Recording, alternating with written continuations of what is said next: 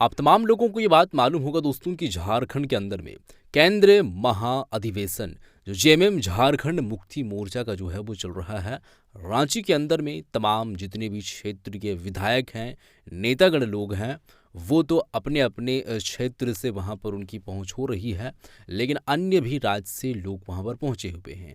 इस दरमियान रिजवान क्रांतिकारी से जब कुछ कुछ सवालें पूछे गए, जब वो बात जो है वो पूछा गया हफीजुल हसन को लेकर के, जो अभी मामला चर्चित में है, गरमाए हुए हैं उस बात पर, और जयराम महतो जी को लेकर के भी कुछ बात बोलते हुए नजर आए हैं। अब देखिए दोस्तों, ये बात तो आप लोगों को मालूम होगा रिजवान क्रांतिकारी कौन थे।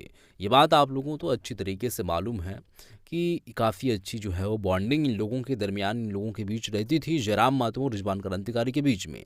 जो कुछ भी हुआ, लेकिन अभी ये नहीं रहे हैं, जेएमएम में चले जा चुके हैं रिजवान क्रांतिकारी।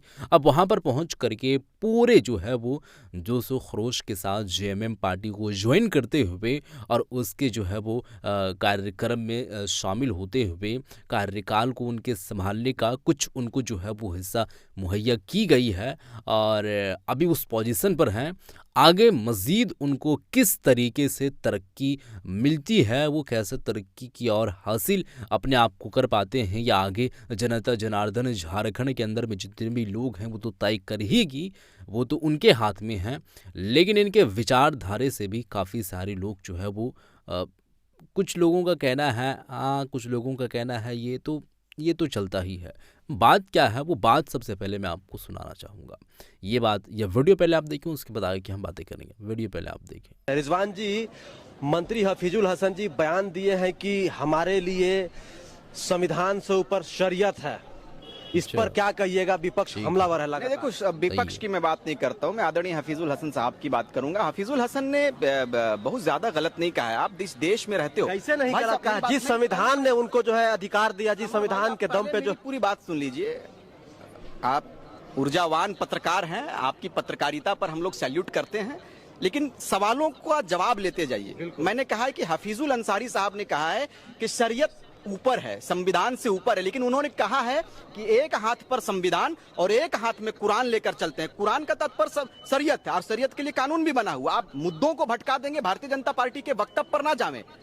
यदि हमारे मंत्री महोदय ने इस बात को कहा है कि शरीयत ऊपर है, तो इसको अब बहुत तरीके से देखना पड़ेगा आपको। आप इस बात पर मत कह दीजिए कि प्रभु श्री राम जी राजा के दशरथ के बेटे थे।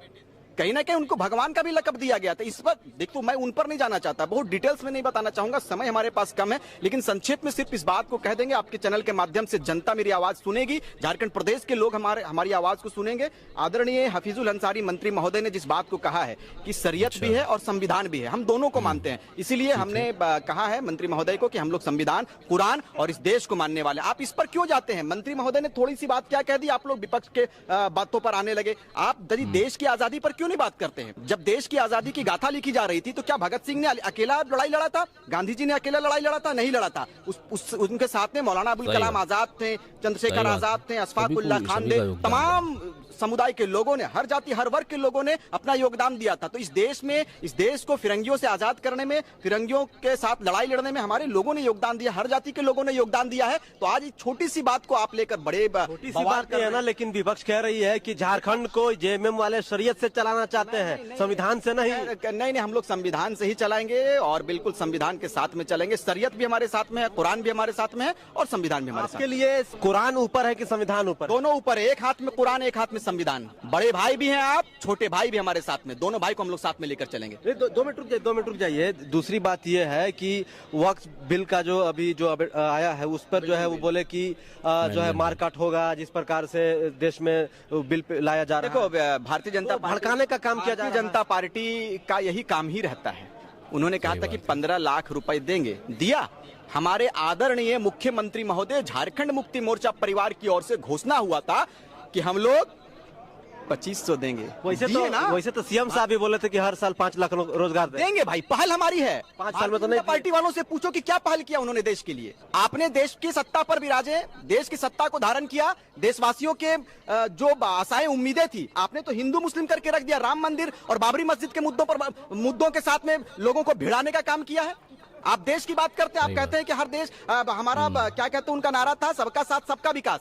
सबका साथ सबका विकास हुआ क्या? भारतीय जनता पार्टी वालों से पूछो जाकर कि एक तरफ जाकर चाइना के पैरों पर नतमस्तक होते हैं और चाइना जाकर भारत के जमीनों को घेर रहा है, उस पर उनकी नजर नहीं जाएगी। हमारा जीडीपी कहां चला गया, उस पर नजर नहीं जाएगी। भारत में अर्थव्यवस्था कहां, उस पर नजर नहीं जाएगी। भारत के नौजवानों के साथ जो खिलवाड़ हो रहा है, उस पर नजर नहीं जाएगी। देश में जो माहौल क्रिएट किया जा रहा है, वक्फ बोर्ड का मामला हो, चाहे क्रिश्चियनिटी का मामला हो, चाहे और किसी जातिवाद पर उनका बयान आता है, इन चीजों को समझना चाहिए भारतीय जनता पार्टी वालों को कि ये देश सिस्टम से चलता है। इस देश के लिए सबों ने कुर्बानी दिया है, तो भारतीय जनता पार्टी का अकेला ये देश नहीं है। इस देश में जितना उनका योगदान, उनका तो योगदान ही नहीं है, उनका कोई योगदान नहीं है। भारतीय जनता पार्टी आरएसएस के मुख्यालयों का कोई योगदान नहीं है। भारत के हिंदू, मुस्लिम, आदिवासी, मूलवासी सबों ने मिलकर इस लड़ाई को लड़ा था और अंग्रेजों के साथ मुकाबला करने का काम किया। अंतिम सवाल रहेगा, बस 2 मिनट का रहेगा।